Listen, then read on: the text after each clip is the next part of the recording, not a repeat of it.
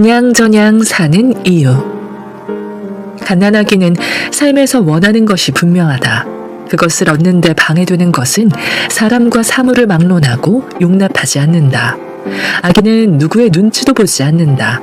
배가 고프면 음식을 줄 때까지 사방이 떠나가라 울어댄다. 기어다니기 시작하면 아무 거리낌 없이 대담무쌍하게 곧장 문으로 장난감으로 원하는 곳으로 돌진한다.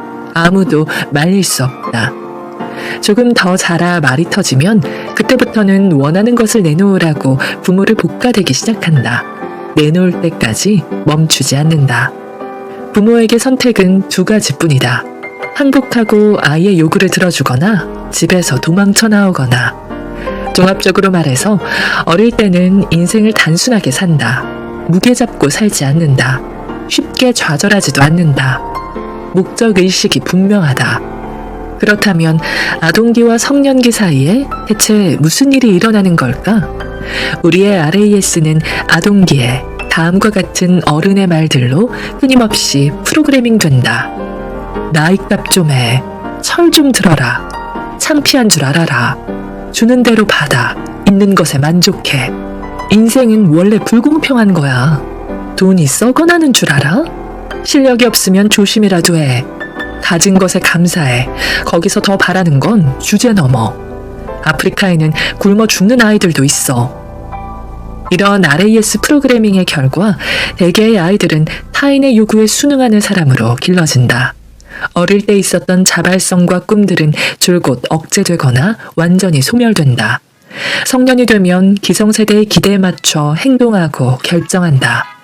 본인이 결혼하고 싶은 사람보다는 좋은 신랑감, 신부감을 골라 결혼하고 부모가 바라는 대학과 학과에 진학해서 신명나는 인생을 추구하는 대신 확실한 직업을 선택한다. 안전하고 합리적인 경로를 택해서 인생을 살금살금 저자세로 조용히 통과하다가 요절하거나 은퇴한다. 타인의 기대에 부응하는 삶은 헛된 삶이다. 당사자에게 불안과 불행만 가져다 줄 뿐이다. 우리는 자기 일에 열정적이고 누가 뭐래도 자기 길을 가는 사람을 존경한다. 그 사람의 인생 지향에 동의하지 않을 때도 그 열정만을 존경한다. 이제 결정을 내리자. 내 인생의 주도권을 내가 잡겠다는 결심. 남들이 요구하는 것이 아니라 내가 원하는 것을 하겠다는 결심이 필요하다. 무엇을 원할 것인가? 그것이 문제다. 시작은 간단하다. 하고 싶거나 이루고 싶은 것들을 종이에 쭉 적는다. 사소한 것도 좋고 그 어떤 것도 좋다. 다른 사람이 보면 웃겠지 하는 생각은 할 필요 없다. 어릴 적 꿈이지만 아직도 마음 한편에 남아있다면 그 꿈들도 목록에 포함시킨다. 마음이 동하는 아이디어가 있으면 그것도 기록한다. 적어도 10개에서 20개의 항목을 확보하자. 마음을 끄는 것을 모두 적자. 다시 말하지만 어떤 것도 좋다. 목록에 적는다고 반드시 거기에 전력 투구해야 하거나 반드시 저질러야 하는 건 아니다. 현재 내 관심권에 있거나 과거 어느 시점에 내 흥미를 끌었던 생각을 적는 것뿐이다. 목록을 작성한 다음에는 혼자만 알고 있거나 전적으로 신뢰하는 사람에게만 보여준다. 내게 영향력을 행사하려 드는 사람과는 목록에 대해 논하지 않는다. 이건 말도 안 된다느니 저건 불가능하다느니 참견할 사람도 피하자. 딴지와 타박을 봉쇄하자. 이 목록은 오직 나 자신에 대한 것이다. 꿈 목록을 꿈 도둑에게 보여주지 말자. 타인의 의견으로 자기 자신을 재단하지 말자. 꿈을 접은 사람들은 다른 이들의 꿈마저 접으려 든다. 그런 사람들의 말은 귀담아 들을 필요 없다. 어떻게 보다 무엇을. 인생에서 원하는 것을 정말로 얻는 사람은 의외로 드물다. 성취 대상보다 성취 방법에 초점을 맞추기 때문이다. 사람들은 남이 이룬 것을 보고 이렇게 생각한다. 저걸 어떻게 했지? 나라면 못해. 그래서 아무것도 하지 않는다. 목표 달성의 최우선 원칙이자 최고의 비결은 다음과 같다. 무엇을 원할지 결정한다. 그것을 어떻게 이룰지는 생각하지 않는다. 그것은 당신의 RAS가 할 것이다. RAS에는 내장형 GPS가 있어서 어디로 갈지만 정하면 RAS가 알아서 내가 원하는 곳으로 데려다 준다. 목표가 아니라 방법에만 골몰하면 용기를 잃기 쉽다. 당장은 목표를 이룰 방법을 알 수 없다. 당장은 필요한 스킬이 없다. 또 필요한 여건이 조성되지 않았다. 용기를 잃으면 아무 일도 일어나지 않는다. 용기 잃은 사람은 아무것도 시작하지 않는다. 지금 가장 중요한 것은 내가 원하는 것을 아는 것이다. 그게 무엇이든 방법에 대해서는 생각하지 않는다. 아직은. 지금은 방법에 대한 생각을 유보한다. 그건 나중 단계다. 다음을 명심하자. 우선은 내가 무엇을 원할지에 생각을 집중한다. 그것을 어떻게 할지는 고려하지 않는다. 그건 나중 문제다. 지금은 단지 무엇을만 적는다. RAS에 검색어를 넣자. RAS에게 일거리를 주자. 일단은 무엇을 원할지 결정한다. 그러면 RAS가 그것을 어떻게 이룰지 답을 찾을 것이고, 그러면 길이 나타나기 시작한다. 백만장자와 억만장자의 차이. 1970년대에 부자들을 대상으로 한 연구가 있었다. 백만장자와 억만장자의 주된 차이를 알아보는 연구였다. 두 그룹 모두 부유한 것은 같았지만 연구진은 두 그룹의 성취도 차이를 만든 요인에 집중했다. 3년의 연구 끝에 결과가 나왔다. 두 그룹의 최대 유사점은 자신이 원하는 것을 정확히 알고 있다는 점이었다. 다만 억만장자들에게는 본인의 아이디어와 목표와 목적을 명기한 목록이 있었다. 놀랍게도 두 그룹을 가르는 가장 극명한 차이는 손으로 쓴 목록의 존재 여부였다. 백만장자들도 목표를 향한 열의가 대단했고 본인이 원하는 바를 정확히 알고 있었지만 손으로 쓴 계획서를 보유한 경우가 억만장자들에 비해 현저히 적었다. 미국의 보험모왕 출신 억만장자이자 성공 행동 연구가 폴 마이어는 목표 설정과 관련해 다음과 같은 연구 결과를 제시했다. 미국인의 3%가 목표와 계획을 글로 확실하게 써놓는다. 10%가 인생의 목표로 삼는 생각을 가지고 있다. 60%가 목표 설정을 고려하지만 금전적인 부분에 머무른다. 27%는 목표 설정이나 미래에 대해 생각해 본 적이 거의 없다. 마이어의 연구 대상자 구성은 다음과 같았다. 3%는 엄청난 성공을 거둔다. 10%는 적당히 부유하다. 60%는 이른바 서민이다. 27%는 국가 보조나 자선에 의지해서 근근히 산다. 할 일은 분명하다. 목표 목록을 만든다. 직접 손으로 써서. 목표 목록을 사방에 붙여두라. 목표 목록을 작성했다면 목록을 사방에 전시하자. 냉장고에 붙이고 컴퓨터 화면 보호기로 만들고 핸드폰 화면에도 깐다. 사방에 붙인다. 뇌가 각각의 목표를 지속적으로 감정하고 심사해서 그것이 내게 가지는 의미를 줄기차게 조정 또는 강화하게 한다. 목표가 실현되었을 때 인생을 뇌에게 예행 연습시키는 효과도 있다. 우리 뇌에는 수십억 개의 신경세포가 갖가지 신경회로를 형성해 판단을 내리고 몸에 명령을 전달한다. 목표를 성취한 내 모습을 생생히 그리자. 그것은 RAS가 뇌세포들에게 이런 지시를 내리는 것과 같다.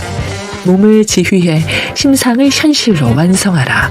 따라서 목록을 사방에 붙여두고 자주 봐야 뇌가 자극을 받고 꿈의 실현에 관여하는 신경회로들이 증강되어 이리 탄력을 받는다.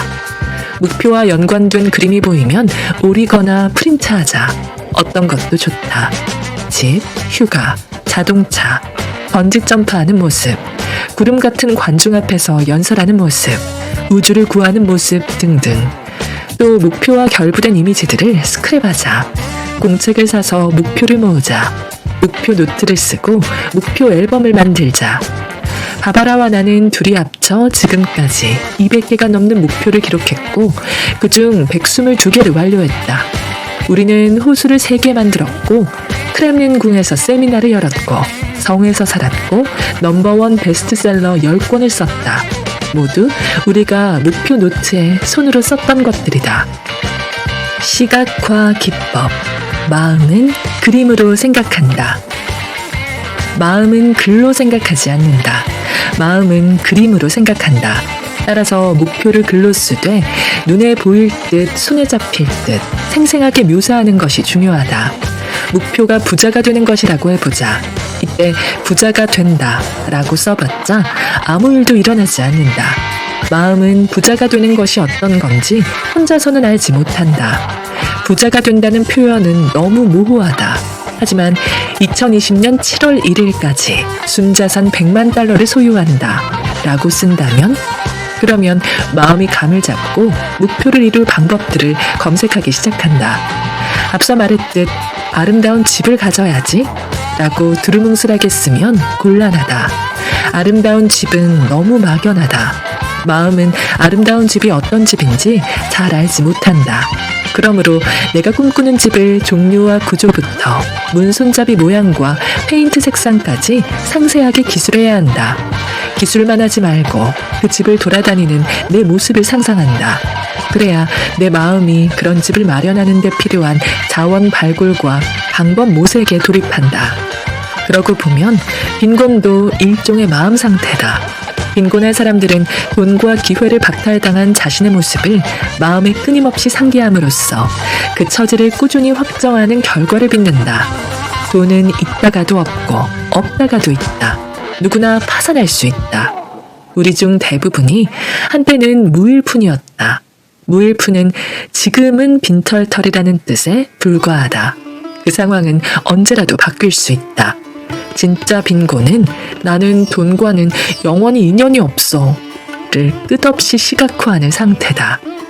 목표와 아이디어와 생각은 최대한 생생하고 구체적이어야 한다. 자잘한 부분까지 시시콜콜 정하는 것이 좋다. 마음으로 목표만 봐서는 부족하다. 목표로 가는 과정과 단계를 하나하나 다 볼 수 있어야 한다. 이런 명료한 사고는 시각화 과정을 통해 얻어진다. 시각화하지 말아야 할 것도 있다. 공을 놓치고 선을 넘지 못하고 은행이 집을 압류하고 애인이 나를 버리고 다른 사람에게 가는 장면은 굳이 시각화할 이유가 없다. 일어나지 말았으면 하는 온갖 것들을 시각화하는 것이 바로 걱정이다. 조심하자. 그런 장면을 계속 시각화하면 마음의 작동으로 그 장면이 현실이 된다. 그래서 긍정형 심상을 만드는 것이 중요하고 필요하다. 이루고 싶은 목표를 이룬 내 모습을 마음에 또렷이 새기자. 꿈과 바람을 줄기차게 시각화하면 내 마음이 그것을 정상적이고 당연하고 가능한 일로 인식하기 시작한다. 목표를 달성한 내 모습을 열과 성을 다해 상상하자. 한편 심리학자 헤더 카프스와 가브리엘 웨팅게는 단지 목표의 최종 결과만 시각화하는 것은 자칫 추진력 감퇴와 노력 부족으로 이어질 수 있다고 경고한다. 장밋빛 판타지에만 젖어 있으면 뇌가 긴장감을 잃고 꿈이 이미 이루어졌다고 착각하기 때문이다. 두 연구자는 장밋빛 미래와 더불어 거기에 이르는 데 따르는 장애와 난관, 현실적 여건과 도전의 수고로움 같은 비판적 시각화도 병행해야 달성 가능성이 높아진다고 조언한다. 실화, 짐 캐리 이야기. 미국 코미디 배우 짐 캐리는 가난하게 자랐다. 어렸을 때 집이 없어 온 가족이 밴에서 살기도 했고 10대 초반에는 방과 후에 8시간씩 건물 자벽부로 일했다. 하지만 그는 자신에게 빛나는 미래가 있을 것으로 믿었다. 할리우드에서 배우 일을 시작할 당시 짐 캐리는 한 푼 없는 빈털털이었다. 그는 자기 자신에게 $10,000,000짜리 수표를 쓰고 지급일자로 5년 후의 날짜를 적었다. 그리고 수표 메모칸에 이렇게 적었다. 그대의 노력에 대한 사례금. 이는 극적이고 강력한 시각화이자 빛나는 미래라는 목표에 대한 믿음의 표명이었다. 그는 이 수표를 지갑에 가지고 다녔다. 그리고 매일 수표를 꺼내보며 그 돈을 갖는 상상을 했다. 몇 년 후 그는 할리우드에서 영화 한 편당 $20,000,000 이상의 고액 출연료를 받는 초대형 스타가 되었다. 확언의 힘. 사람의 일생은 그 사람의 말의 집합이다. 각자가 사는 모습은 각자가 말로 만든 자기 암시의 결과다. 인생의 추이와 성공과 실패의 원인은 그 사람이 만들어 온 확언들에 있다. 내가 단언한 것들이 평생을 두고 잠재의식 속에 모이고 쌓인다. 앞서 말했듯 잠재의식은 강력하게 작동한다. 그리고 잠재의식에 모인 부정적 확언들은 우리를 해친다. 만약 나는 멍청해, 나는 수학을 못해, 나는 숫기가 없어서 친구를 못 만들어, 나는 테니스, 골프, 스쿼시와는 담을 쌓았어, 나는 한 번 왔던 길도 잘 모르겠어, 지금 시작하기엔 내 나이가 너무 많아, 내가 하는 일이 다 그렇지 라고 말하고 다니면 그 말의 내용이 내 현실이 된다. 실제와 다른 말을 해도 말이 쌓이고 다져지면 실제가 바뀌어 반갑지 않은 언행일치를 만든다. 그러나 나쁜 소식을 뒤집으면 좋은 소식이 된다. 지금의 내 인생이 만들어진 과정을 역이용해 지금부터는 원하는 인생을 만들어가면 된다. 다시 말하지만 묵시적 언명도 집요하게 반복되면 실제 행동에 극적인 변화를 만든다. 간단한 실험을 해보자. 말을 조금만 바꿔도 느낌이 많이 달라진다. 다음에 세 문장을 소리내어 말해보자. 그리고 느낌이 어떻게 다른지 생각해보자. 첫째, 오늘 일이 잘 풀리기를 바란다. 둘째, 오늘 일을 잘 풀어가고 싶다. 셋째, 오늘 일을 잘 풀어갈 작정이다. 문장마다 어감이 좀 다르지 않은가? 첫 번째 문장에서는 어딘지 반신반의하는 분위기가 난다. 첫 번째 문장과 달리 두 번째 문장부터는 주체가 달라진다. 그에 따라 문장이 만드는 내적 감정도 달라진다. 오늘 일을 잘 풀어가고 싶다 라고 말하면 원하는 바는 드러나지만 당장부터 몰입하는 느낌은 나지 않는다. 반면 세 번째 문장은 즉각적 감정이입을 부른다. 무언가를 일어나게 하기로 작정하면 RAS가 그 목표를 이루는 경험을 창조한다. 그것을 달성하고 누리는 느낌, 이미지, 소리를 종합 세트로 함께 생성한다. 그 일을 이루는 경험을 미리 경험하게 해서 나를 목표에 정서적으로, 물리적으로 밀착시킨다. 사람은 살아있는 자석이다. 내 인생 안에 있는 것들은 전부 내 생각에 딸려온 것들이다. 오늘 저와 함께한 시간 어떠셨나요? 편안한 시간이 되었길 바라며 또 들러주시길 기다리겠습니다.